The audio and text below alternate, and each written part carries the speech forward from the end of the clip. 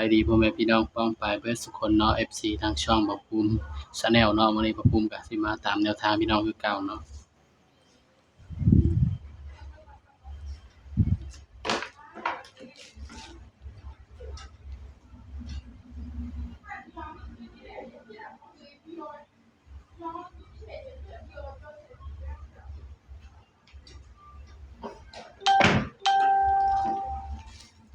แนวทางหวยลาวพัฒนาเนาะพี่น้องเนาะงวดวันที่16กุมภาพันธ์69เนาะพี่น้องเนาะเบิ่งผลมันออกนำกันพี่น้องข้างบนเนาะ6 8ข้างล่างออก6 6โอ้ยพี่น้องเอ้ยเข้าแต่6เนาะนี่63เนาะ6 6 6 8นี่สำหรับเด่นนี่เข้าแต่6เนาะพี่น้องเนาะสำหรับชุดงบน้อยนี่เข้าแต่6พี่น้อง6บน6ล่างเลยเนาะถ้าไปเป็นสายรูดสายวิ่งก็คงสิปังเนาะพี่น้องเนาะสำหรับแนวทางเฮาเพราะฉะนั้นก็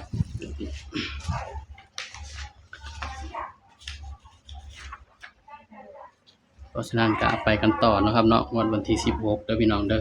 16กุมภาพันธ์19เนาะสำหรับหวยลาวพัฒนาเฮาก็ตามกันต่อเลยพี่น้องสำหรับงวดวันศุกร์ที่ผ่านมาก็เข้าแต่เด่นเนาะพี่น้องสำหรับชุดงบน้อยเนาะชุดเต็มนี่รุดเนาะพอให้เด่น1กับ2นี่รุดเนาะพี่น้อง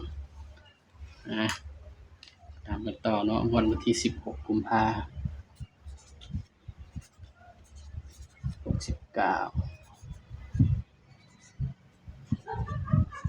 69หวยลาวพัฒนาพี่น้องมาเบิ่งนำกันเนาะสิได้เด่นตัวใดพี่น้อง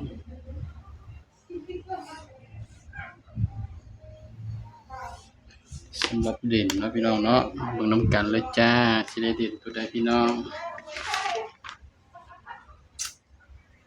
วันศุกร์2022 15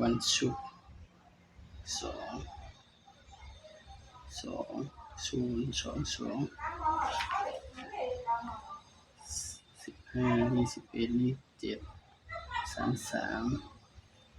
41 56 10 18 26 8 9 4 2 4 6 7สำหรับตัวเด่นพี่น้องเป็นยังได้เด่น6กับ7เด้อพี่น้องเด้องวดสำหรับตัวเด่นเนาะให้เด่น6กับ7เด้อครับเด้อ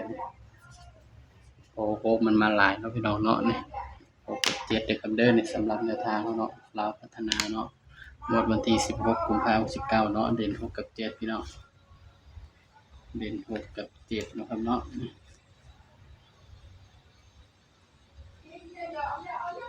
6 8 8 6 3 1 4 5 6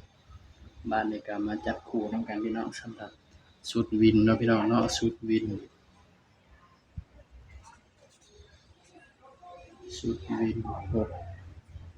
12 20เลข2 2 3 5 8 9 0ชุดวินเด้อพี่น้องเด้อ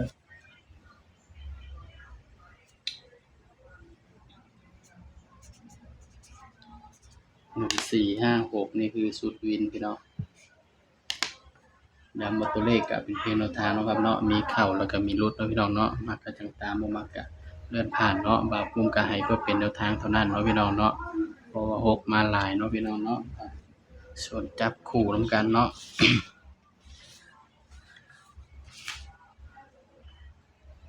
9 6 6 6 8 4 2ส่วนจับคู่ก็สิมีเนาะพี่น้อง6คู่เด้อพี่น้องเด้อให้แค่6คู่62 64 65 72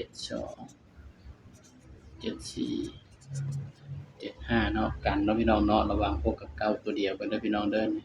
ระวังไว้นำเด้อพี่น้องเด้อนี่6กับ9ตัวเดียวกันเนาะครับเนาะสำหรับ6กับ9ตัวเดียวกันพี่น้องสำหรับเด่นเนาะเด่น6เนาะพี่น้องเนาะนี่ย้ำว่าตัวเลขก็เป็นเพียงแนวทางเนาะพี่น้องเนาะมีเข้าแล้วก็มีหลุดเนาะพี่น้องเนาะมักก็ตามบ่มักก็เลื่อนผ่านเด้อพี่น้องเด้อบ่าวก็ให้เพื่อเป็นแนวทางเท่านั้นเนาะพี่น้องตัวเลขเป็นเพียงแนวทางเด้อพี่น้องเด้อมีเข้ามีหลุดเนาะครับเนาะสำหรับคลิปนี้เนาะบ่าวภูมิก็ฝากไว้เพียงส่ำนี้เนาะพี่น้องเนาะอย่าลืมกดไลค์กดแชร์กดติดตามบ่าวภูมิ Channel ด้วยเด้อพี่น้องเด้อเดี๋ยวจะมาบอกกันคลิปหน้าเนาะคลิปเด่นตัวเดียวเนาะพี่น้องเนาะสำหรับคลิปหน้าให้เด่นตัวเดียวเนาะสำหรับคลิปนี้ก็สวัสดีครับ